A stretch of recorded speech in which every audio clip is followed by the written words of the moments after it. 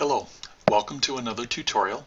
This one is on Canvas's Big Blue Button, or the Conference app built right into your Canvas course. This is either Big Blue Button 2.0 or let's just say it's related to the April 20th of 2019 Canvas release note, where they've made some real nice updates to the Big Blue Button tool. So first of all, in order to use Big Blue Button in any of your classes, you have to make it available in your menu. And so as you know, anything that's kind of bolded here that you can see a lot easy versus things that aren't, this means the fact that it's bold, or at least kind of more visible than grayed out, means that it's available to the students. And so anything that you want to make available to the students has to look like that. So what we're looking for is right here, conferences. So we have to make it available to students so that they will be able to get access to that conferences. And so to do that, you're in settings. Usually the default comes to course details. You have to come over here to navigation and have to go to the lower level here where the items beneath are hidden from students.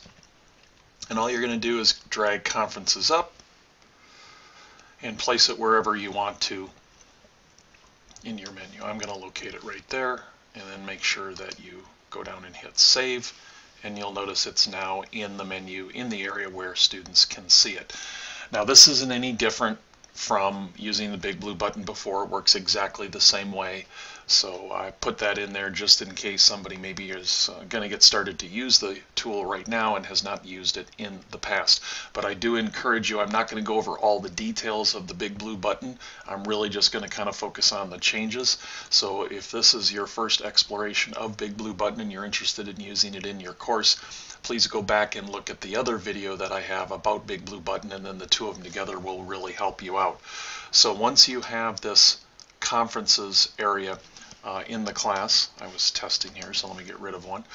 So basically, if you have recorded any before, because you do have the ability to do these live web conferences, or you can record them for playback later. As a reminder, one part that has not changed is if you do a recording, it is good for 14 days. So you'll notice that this particular one here that I've recorded at 9 o'clock on the 24th, I could actually play that back. There's my little play icon, but you'll notice the rest of these, although I have recorded them various times doing tests, that isn't anything that I can get access to. Your recording exists for 14 days, and then access is eliminated. So keep that in mind, and make sure if it's something where you are going to do it live and also record it, that you share the 14-day limit with your students, because if they come and try to view it after that 14-day limit, neither you nor I nor they can get access to it. It's done, it's toast, it disappears. So make sure that you understand that piece. So as we go into creating a new conference, click the plus conference, and then you need to give it a unique name, whatever it happens to be. Oftentimes I'll give it the name of a course I'm teaching, and then module 3, and then whatever it is that I want to say. You have to give it a unique name, otherwise everything's just going to show up as the name of the course. Defaults to 60 minutes. If you need more time than that, you would want to go ahead and just change the number. Always, even if you're not sure that you're going to record it, always click this option, enable recording for this conference. And once you get into the conference screen, you will not have the ability, if you did not check this box here, to actually record it. So if you change your mind, you actually have to blow out the conference and start over. You can't enable recording once you get to the conference page. So it's always a good idea to do this even if you're not. Invite all course members is something that normally is going to be checked, but if you decide not to check it, you will get a list of students that are in your particular section, and you can individually check them Maybe you only want to do a one-on-one, maybe it's like a tutoring session, and so you're only going to invite a student or a couple of students that are going to be part of that tutoring session. But otherwise the default is invite all course members. You only uncheck that if you do not want all course members to get access to either the live or the recorded session. Now sometimes I have people who do this, and they don't actually go down into the box of participants in the class and put any checks in there, and then they complain that nobody can see it later after they record it. Well, you didn't invite anybody. You invited nobody to the class. You didn't individually select anybody, so nobody will be able to see it. So let's assume that I'm just going to leave it at the default of invite all course members. I now update this, and here's my conference. So I have my start button. So I'm going to go ahead and hit the start button so we can see what the screen looks like itself. We're going to be asked how we want to join. Sometimes on the student side, if this is kind of a sit and get type of a presentation, they can just hit the listen only, but more often than not, you and everybody else is going to hit the microphone. It'll ask you to do a little test to make sure your microphone is picking up the audio. And then there's some instructions here if the person joining is going to use your phone. I do not recommend faculty running a conference from their phone, but participants are able to do that if they have the right type of technology and are able to follow the set of instructions. So I'm going to go ahead and check the microphone. It's going to tell me here that Blindside Network wants to get access. I say allow. It's going to do a little test, blah, blah, blah, and it's going to hear my audio and the echo. So I then accept. Now at this particular point, just going to show you some different things with the screen. There are a lot of things that have disappeared, but I think what's been left between the previous or original version of Big Blue Button and our new version, I think is very helpful. So let's first talk about in the past, one of the biggest problems was if you needed to present something, if you needed to do a screen share and or upload various types of documents that you wanted to show. There was a big problem before because there was always some type of extension or plug-in that had to be activated, opened, started, loaded, what have you. Everything is now in HTML5, and so that makes it a lot easier. There's no Java plugin that you have to worry about. As far as the browsers, Firefox and Chrome for the desktop, and Safari and Chrome for the mobile device side of things. So there's a cleaner user face here, and that HTML5 is going to make for improved usability. So just to reiterate again on those browsers, the new Conferences interface or Big Blue Button is not supported on Internet Explorer or the Edge browser. So we talked about what to use for the kind of the best experience from the browser point of view. So there's a little bit faster action, you'll notice, on moving around between screens and that type of a thing. The interface itself, as far as what you're going to have on your stage, again, this is the starting screen here. If I wanted to advance to the next slide, if I had a PowerPoint presentation here, this is where it would show up. I have some animation tools over here that I can use for that environment. I have the ability to blow up the size. I can do full screen on the presentation. You'll notice that one of the things that's gone is there used to be a little icon down here that allowed you 7 or 8 different types of presentation screen modes. In the free version, the Big Blue Button, you're looking at the screen mode. This is what you have.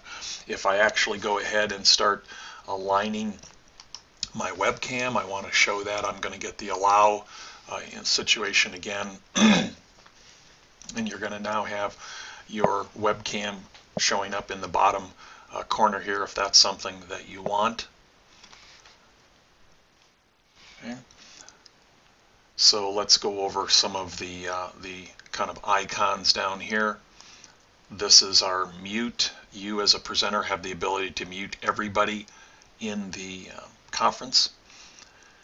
Leaving the audio portion, not anything you're going to do. If it's you hosting the conference, you're better to mute and unmute yourself. You can see as I'm talking, It's kind of like a little explosion around the microphone here, which means we're getting the recording of the microphone. There's the leave audio, the webcam as I just showed you, and this is the share the screen, which we're going to get to in a moment.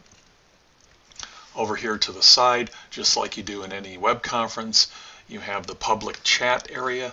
The users that are going to be in the course are listed here. And so as we add additional users, you will be able to see them also show up in this area, and there are things that you can do with them as far as allowing them to participate. You can actually identify who's kind of presenting. You notice here there's a little microphone icon. It might be a little small to see, but that's what that is. I could actually get rid of someone's microphone, assuming I had students listed here. I could actually mute them here, and then this allows, right now I'm the person who's sharing the screen, or is at least in the presenter role, and this is something that I can actually assign to somebody else if the purpose was to have students participate in the presentation. Start and stop recording happens right here. Again, this button does not exist if on the previous page when you were establishing the web conference itself, you did not click the box to enable the recording. And then the little snowman over here, which just means more. You have some ability to do some things. You can check your settings. I haven't really found a lot of things in here. Primarily, you're going to go in here for ending the meeting. And then as I told you in the previous video that I made about Big Blue Button, once you end the meeting here, you have to actually, you saw me do it right at the beginning of this video. I had a test that I was working on that I had not ended it there. You have to go back into Canvas, into Conferences, and end your meeting. Otherwise, you'll lose your recording because it'll time out eventually, and it'll just kind of go on and on and on and on, and you know that wasn't what you intended to do. So let's talk about some of the changes here. In shared notes, you used to have some different possibilities. There's only shared notes. There's only a single type of shared note now, but one of the nice features that has been changed is you can now export the notes in a number of different formats. You can do them in a docx, text version, an HTML version, or a PDF version. Previously, the PDF was the only option, and the problem with that is then no one can edit it. So if you got people working on something and they want the notes, you would literally have to copy and paste those notes onto a Word document or into the Google Drive area or whatever if you wanted to get something that people can work on later. Now with the option of exporting it as a docx, it's already in the format. You can either work on it there, share it that way, or get it into the Google platform and then have the shared privileges there for the folks that need to work on that assignment. Okay, so I'm going to go ahead and hit start recording just so you can see what that looks like. It's asking you, is this what you want to do? You go ahead and say yes, and you'll see the session is now being recorded, and you now have a little timer up there. Now notice there is no button that says stop recording, but it's, if you hover your mouse here, you have the little pause recording icon. You have the ability to pause it, and then maybe you want to do something different and then go back to recording. You would just go back and hit the same spot, which would then say start recording again. So this will give you an idea. There is no time limit on the recordings that you can make, just like there was before. So there are no issues from that perspective. So at this point, you know, maybe I need the video down here of me, or maybe that's not something I need. Let me eliminate that just for right now. Let's talk about the screen sharing concept. So from a presenter point of view, screen sharing is a lot excuse me, a lot easier than it was before. And that's primarily because you used to have to, at this point, go into loading that Java. You had to deal with an extension or a plugin depending on whether you had a Mac or a PC system, and you needed to get that Java to run so that you could actually do the presentations. Okay, so over here we have a couple of additional choices here before I do the screen share. You can start a poll in this location. You can upload a presentation. Now that's the same as what we had before, and you can upload things like PowerPoints, Excel, Word documents, and PDFs. And now you can share a YouTube video. This is a new option with this update, in that you can share a YouTube video, play it in class or at least in your web conferencing session, and then have something to discuss about that. One thing to note, however, is if you are recording, the YouTube video will not be recorded. Okay, so this would be something that you could use in a live session, but if it was a situation where some of your students didn't show up, you would have to probably provide the link maybe in a discussion area or email the students who didn't participate in this session so that they could have that video along with watching the recording of what actually happened during your Big Blue Button session. Okay. So then as we go down into sharing your screen, which is the last thing that I'm going to show you,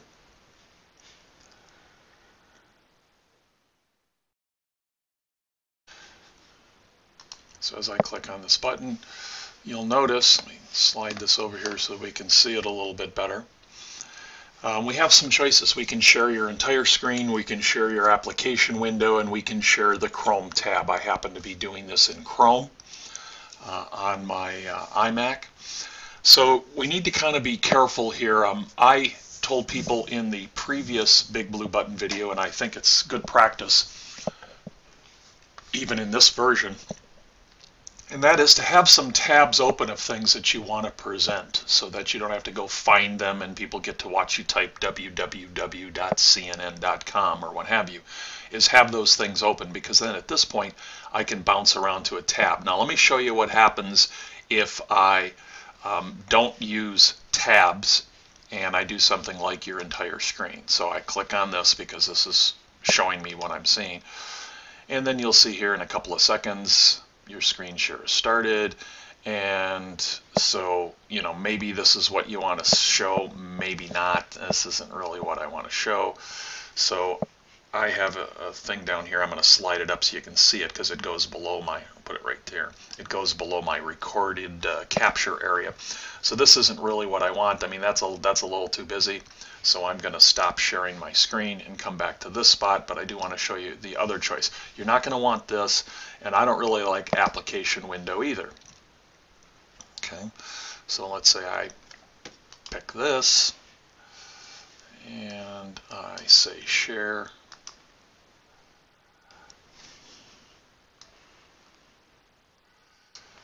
Okay, notice how you get this mirroring effect when you share your application window. Just see it just keeps going and keeps going, oh my god, into infinity.